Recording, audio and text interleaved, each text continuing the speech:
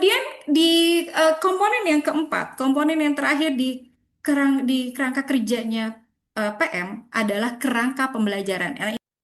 Yang pertama adalah praktik pedagogis. Praktik pedagogis adalah strategi mengajar. Teman-teman memastikan memilih metode, model, strategi, medianya itu yang mendukung anak berpikir kritis, penalaran kritis, penalaran logis, memecahkan masalah, dan berpikir tingkat tinggi.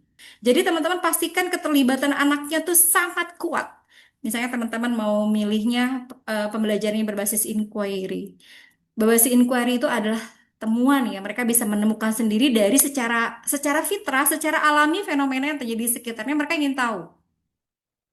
Inquiry itu mengamati, dari proses mengamati kenapa ya kok di pohon itu warna daunnya bisa beda-beda, Bu Novi. Ada yang warna hijau, ada yang warna kuning, terus ada yang warna coklat kering. Itu kenapa seperti itu? Nah, dari pertanyaan, dari mengamati, kemudian mereka bertanya, kemudian mereka akan mengeksplorasi, mengumpulkan informasi. Yuk kita cari tahu. Nah, gurunya itu mulai itu di situ untuk bisa merancang pembelajaran mendalamnya. Dan pada akhirnya anak-anak akan menyimpulkan temuan, oh iya betul. Karena sama seperti manusia, mereka juga punya siklus kehidupan yang dari mulai proses kita menanamnya, bertumbuhnya, dan akhirnya mereka pun akan kering dan mati dan siap untuk diganti dengan pohon yang baru. Itu menyambung kenapa harus ada pohon baru dan sebagainya, itu bisa bisa di interdisiplin ilmu. Artinya kita lagi bahas tujuannya tujuan tertentu, tapi ada satu diskusi yang ada disiplin ilmu lagi yang bisa kita masukin, maka kita akan masukin. Tapi fokus ketika mau asesmen, kita fokusnya pada TP-nya. Jadi nggak apa-apa teman-teman menciptakan banyak macam-macam kegiatan, repot dong bu nilainya, tetap ke teman-teman hanya menilai apa yang menjadi TP pada hari itu. Kemudian atau pembelajaran berbasis project atau PJBL. Nah, kalau PJBL ini sintaksnya adalah dari pertanyaan masalah besar. Bu Guru, aku semalam dengar mama sama papa ngobrol habis nonton berita. "Ya, kenapa sekarang ada istilah kemarau basah?" Oh, kemarau basah itu kata mama papa, iya harusnya kita lagi kemarau terus mama suka ribut. Aduh ya Allah, kenapa sih bajunya nggak kering-kering? Harusnya kan kita udah musim kemarau tapi hujan terus. Nah, dari pertanyaan besar. Oh iya, Bu Guru akan cari tahu. Oh iya, nak, kita lagi ada cuaca ekstrim. Nah, cari tahu deh di mana cari tahunya di modul perubahan iklim.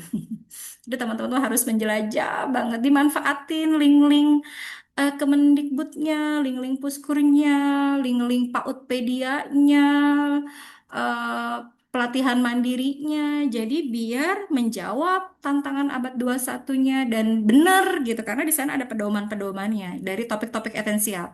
Perubahan iklim di dalamnya ada penjelasan tentang cuaca ekstrim, bagaimana mereka bisa melindungi diri dari cuaca ekstrim sampai sampai nantinya tuh kayak, nah itu ide project yang baru keidean akan kami lakukan adalah mau bikin ruang teduh gitu. Nah, itu dari sebuah pertanyaan besar.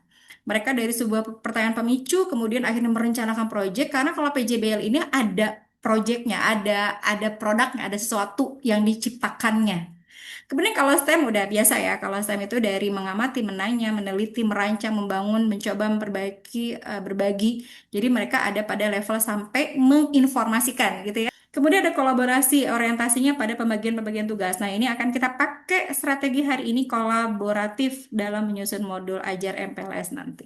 Kemudian di kerangka pembelajaran yang kedua, yang pertama kan tadi ini strategi praktek pedagogis. Jadi praktek pedagogis itu ilmu-ilmu ke Pak Udan yang udah teman-teman kuasa itu dipakai. Teman-teman pakai ilmu-ilmunya ini baru satu ketika menentukan strategi. Teman-teman juga akan menggunakan penilaian ini yang autentik. Gimana secara penilaian atau autentik itu ketika teman-teman paham tentang konsepnya. Di era ini baru diingetin, oh iya ya. Jadi selama ini kita kadang-kadang hati kita dan tuntutan agak-agak bertentangan. Teori keaksaraan, kita tidak diburu-buru anak-anak dikasih dengan eh, fonetik dulu, jangan dikenalin huruf-huruf dulu, tapi sama simbol-simbol dulu.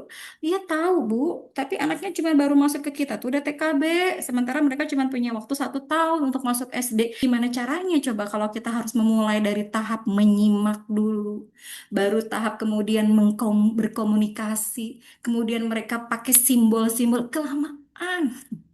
Itu ya bertentangan antara praktek pedagogi yang sudah kita ketahui dengan tuntutan. Dipakai ilmu-ilmu ke PAUD-nya, jangan cuman ngejar tugas-tugas gitu. Baik, selanjutnya kerangka pembelajaran yang kedua adalah kemitraan. Nah, ini juga udah biasa, tapi ada peran baru. Hal yang baru adalah ada peran baru dari kemitraan. Dulu kita tuh hanya kemitraan, misal kita mau kunjungan, begitu ya. Kita mau kunjungan ke, aku nggak punya lapangan. Sementara kegiatannya mau kemarin kayak piknik tuh. Pikniknya karena larangan-larangan, akhirnya kita bikin pikniknya di sekolah. Terus di sekolah kita cuma punya teras doang, apa yang mau diamatin gitu kan. Yaudah kita, karena kita sudah bermitra dengan RT RW, maka kita boleh pakai taman di Blok S, kita boleh main di masjid tapi di luarnya aja. Nah itu kemitraan udah cukup begitu doang, gitu. Kita kayak yang eh, pakai fasilitas itu tapi tidak melibatkan mereka gitu. Nah ini bagaimana cara bermitra itu teman-teman sudah sangat luar biasa ya. Nah ini peran aja yang Novi sampaikan dari kebijakan yang baru ini. Peran baru dari kemitraan. Kemitraan ini kan ada satu lingkungan sekolah, lingkungan luar sekolah, ada profesi ya yang kayak organisasi mitra, organisasi profesi dan lain sebagainya, dan masyarakat meliputi orang tua, komunitas, tokoh masyarakat, organisasi keagamaan atau instansi-instansi lainnya di luar pendidikan kayak kesehatan, sosial dan sebagainya. Lalu bagaimana peran barunya? Yang peran barunya yang pertama adalah siswa, murid. Murid sebagai mitra utama ya bagi pembelajaran mendalam ini. Izin Novi mau ketemu lagi sama wajahnya teman-teman. Baik, teman-teman kita mau ingat masa sekolah kita itu, eh, masa sekolah kita itu kita ketemu rumus nggak? Kayaknya kalau aku kok cepet nangkep pelajaran kalau melakukan ini atau kalau ada ini. Boleh di ini berbagi informasinya, pengalamannya teman-teman waktu zaman sekolah dulu, kayaknya ada satu trik-trik yang ditemui ketika kita kayak gampang deh mempelajari ini kalau ini. Atau kalau istilah sekarang mungkin gaya belajarnya gitu. Silakan dari TK Marta. Mungkin dengan mendengarkan musik bisa masuk gitu Bu Novi. Dengan apa Ibu? Mendengarkan musik jadi Dengan belajar. musik. TK Marta bilang aku lebih gampang belajar kalau ada musik. Kopi-kopi? Ya, ya. Bu Yuli? Saya Bunda Novi, Ya, Bu Titi, mungkin Miss Bunda Titi. Novi. Iya, itu waktu di sekolah, terutama di SMA ya dulu, Ya. itu saya tuh agak sulit untuk mengenai bahasa Inggris untuk Hmm. vocabulary-nya itu Hmm. sering uh, lupa gitu, Hmm. menghafalnya itu agak susah. Nah itu saya ada salah satu guru itu kasih trik. Hmm. Kalau mau belajar vocabulary bahasa Inggris, Hmm. silakan lihat kamus. Jadi jangan apa satu kata itu Hmm. mendengarkan gurunya saja tidak. Jadi Hmm. carilah kalau kamu tidak tahu carilah di kamus. Itu Hmm. akan ingat selalu. Itu benar-benar terbukti. Masya Jadi Allah. iya, Langsung lihat kamusnya, maka iya, akan di- ingat. iya. Oke, Miss. Apalagi sekarang jangan browser-browser itu akan Hmm. nanti lupa gitu. Itu Iya. sedangkan itu meskipun itu Hmm. teorinya sudah up Hmm. to date, tapi itu akan selalu Efektif ya. terpatri gitu. Karena kita Gitu. nemuin sendiri ya, Bu. Kita Iya, nemuin, kita oh, nyari tuh betul kok. kata-katanya. Benar. Jadi ingat sampai cepat ingat gitu. Iya. Itu saja. Betul, Miss. Apalagi kalau sambil menulisnya, karena teori mengatakan Oh iya, iya, ya, ya betul sambil betul. menulisnya gitu, itu langsung inget gitu apa yang kita Iya, baca. iya Benar, Miss. betul itu Oke. teori dari guru itu. Baik, itu Masya saja Bu Novi. Allah. Iya. Terima kasih, Miss Siti. Ada lagi Ya, teman-teman? sama-sama. Halo. Ya, BH, silakan Ibu. Assalamualaikum Bu Novi. Waalaikumsalam. Ya, Ibu. Gimana Aduh, Bu kalau Ibu, Bu? ikutan nimbrung. Kalau Mangga. Bu Eha, emang kalau menghafal itu Hmm. suka lupa, cepet Hmm. lupa. Mohon. Tapi Bu Eha menemukan sendiri kalau Hmm. ditulis. Jadi Hmm. ingat. Terus yang kedua, kalau untuk jalan itu Bu Eha itu ngapalin simbol. Jadi misalnya mau ke sini atau tuh Hmm. kalau kalau pelajaran apa dulu itu. Jadi harus bikin simbol. Oh habis ini ke sini ke sini. Jadi Bikin itu peta tuh konsep mode. sendiri ya Bu Eha ya. Tapi dulu mah nggak tahu itu teh mode pembelajaran pokoknya bisa nyantol ke otak itu seperti Ya. itu Jangan-jangan ditulis. peta konsep dari Bu Jadi Eha nih pokoknya teorinya. penuh gitu. Iya, seperti itu Bu Novi. Terima Bener-bener. kasih Bu Novi Dan ilmunya sami-sami. sharingnya, Masya Ja- Allah. Jadi Mahathir bikin nuhun. bikin rangkuman-rangkuman dengan mencatatnya, bikin Hmm, simbol-simbol. Benar. betul, betul gitu tah Bu Eha mah. Masya Jadul Allah. banget. Benar, tapi gak pakai sampai sekarang guru kalau pengen bikinnya bikin peta konsep dulu gitu. Jadi kita tahu gitu ininya rumusnya yang luasnya. Keren, makasih Bu Eha. Nah, peran barunya apa sih tadi teman-teman? Contoh dari teman-teman. Jadi anak-anak itu dia sampai bisa learning to learn. Dia tahu caranya dia belajar. Oh iya kayak tadi Bu Eha misalnya, aku harus bikin simbol-simbol. Miss Siti harus buka, temuin sendiri dan dicatat. Novi juga sama, kalau ngafalin tuh harus disuarakan kalau mau bikin ribut.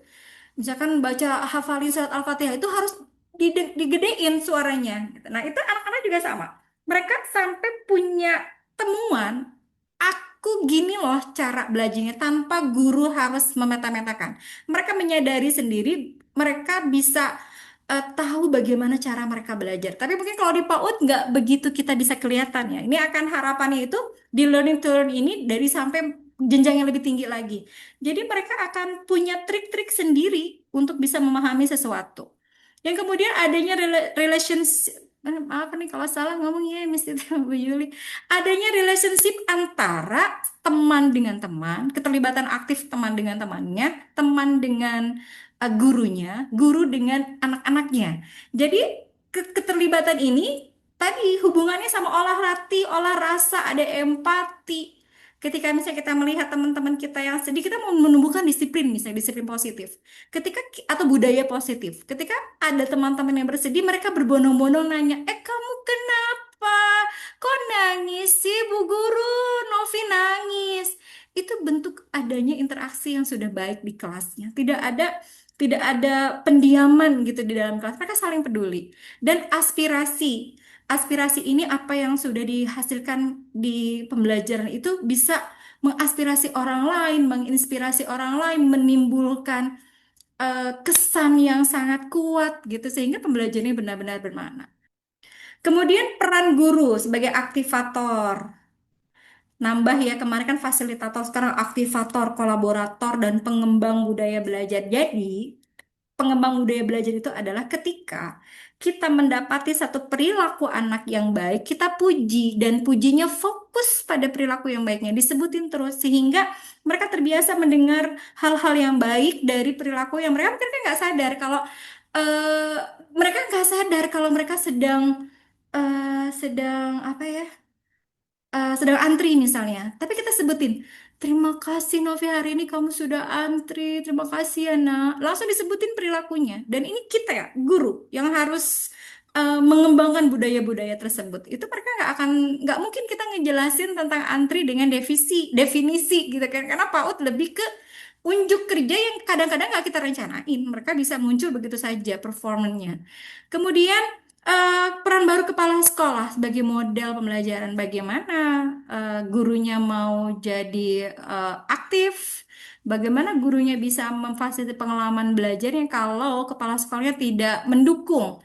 Alah udahlah ribet ngapain sih pokoknya kayak tadi gitu ya masih pola pikirnya masih mau tapi nggak mau bertumbuh gitu. Kemudian membentuk budaya pastinya dan yang terakhir memaksimalkan fokus. Memaksimalkan fokus itu kepala sekolah harus fokus pada tujuan. Jadi kita nanti nih saatnya ya udah mungkin sudah 4 tahun dari kebijakan kementerian yang sebelumnya itu bisa jadi momen yang tepat kita untuk dapat merefleksi, menengok kembali apakah visi, misi, dan tujuan kita sudah sejalan dengan tuntutan saat ini.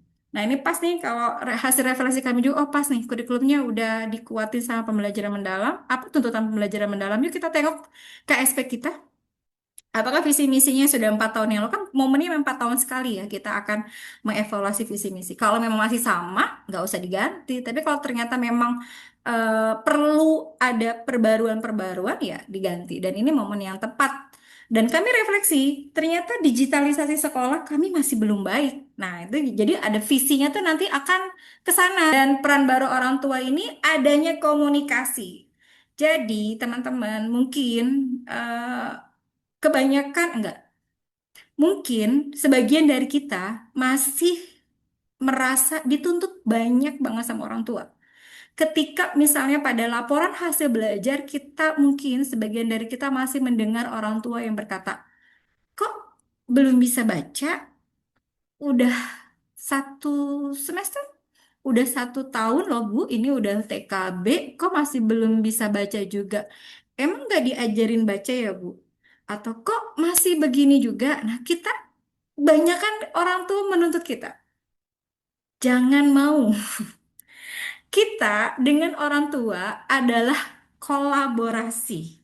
Artinya di awal kita harus samakan persepsi sama orang tua. Kita sampaikan visi dan misi kita. Dan kita sampaikan bahwa visi sekolah merupakan visi mama papa juga. Jadi ketika Novi di paparan MPLS itu, Novi pertanyaan pertamanya, sekolah ini adalah sekolah kita. Dengan demikian, visi sekolah adalah pakai tanda tanya. Nanti kita jadikan pertanyaan sama orang tua. Dan kesimpulannya visi sekolah adalah visinya mama papa. Misi sekolah adalah misinya mama papa dengan versi di rumah. Dan sebelum laporan hasil belajar, kapan Bu Guru akan mengolah penilaian? Kita kan lebih dulu nih menangkap informasi bahwa misalnya apakah anak-anak sudah asesmen formatif yang kita lakukan pergerakannya berjalan baik nggak sih? Atau dia diam di tempat? Kalau diam di tempat, kenapa ya? Nah, ini kita yang akan lebih dulu bertanya sebelum kita nulis rapor. Bahwa peran orang tua itu bukan cuma sebagai kita wajib melaporkan. Kewajiban secara tugas, ya. Tapi peran untuk membentuk anak menuju hasil yang akan kita olah, orang tua lebih banyak tugas mereka. Itu harus kita sampaikan di awal. Kemudian peran baru masyarakat, keterlibatannya otentik ya. Tadi misalnya kayak Novi pakai taman, masjid, itu mereka cuman memfasilitasi tempatnya aja, mitranya nggak ada gitu. Alangkah mendalamnya ketika pola masjidnya ada, meskipun misalkan menceritakan tentang tata tertib ketika di masjid, selamat datang teman-teman dari TK Darul Kalam. Teman-teman akan melewati jalan Masjid Al Iman. Bapak ini yang bersih-bersih di masjid. Teman-teman tahu nggak bagaimana adab masuk masjid? Meskipun hanya kita lewat, kita duduk sebentar, kita komunikasi dengan mitra yang kita libatkan. Jadi keterlibatan mereka bukan cuma memberikan fasilitas sarananya. Jika memang mendukung terhadap pembelajaran ya, nggak mungkin juga gitu kita mau akhir sana pengelola gedung suruh bikin sambutan, enggak gitu juga. Kemudian lingkungan pembelajaran. Nah, ini di kerangka pembelajaran yang ketiga adalah lingkungan pembelajaran. Ada lingkungannya adalah budaya belajar. Dulu nggak ada budaya belajar. Dulu tuh kalau lingkungan pembelajaran itu hanya sarana dan prasarana media yang kita tulis. Ketika kita akan di modul ajar, kita akan muncul budaya belajar apa yang kita bangun di topik itu, di hari itu. Kemudian ruangan fisik yang kita pakai apa. Kemudian ruang virtualnya kita menyematkan link-link yang kita gunakan dalam untuk memberikan sumber belajar.